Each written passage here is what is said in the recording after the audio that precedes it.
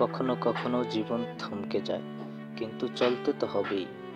দায়িত্বের পাহাড়, সম্পর্কের টানাপোড়েন, মানুষের শেষ না হওয়া প্রত্যাশা, সব মিলিয়ে যেন দম বন্ধ হয়ে আসে। নিজেকে হারিয়ে ফেলি নিজের ভিতরেই, অথচ কেউ তা টের পায় না। চারপাশের কোলাহলে আমি নিঃশব্দ, অথচ মনে হয় কাঁধে পুরো পৃথিবীর ভার দাঁড়িয়ে আছি। কখনো কারো কাছে বলতে চাই, কিন্তু শব্দগুলো গলার কাছে আটকে থাকে। বুকের ভেতর জমে থাকা ক্লান্তি কেউ দেখে না, শুধু অনুভব করি আমি একা। কিছু মানুষ পাশে থাকে, কিন্তু সত্যিকারের বোঝার মতো কেউ থাকে না। নিজেকে সামলাতে হয়, হাসি মুখে থাকতে হয়, কারণ ভেঙে পড়ার সুযোগ নেই। জীবনের পৌঁছে দৌড়ে পিছিয়ে পড়া মানেই যেন হেরে যাওয়া।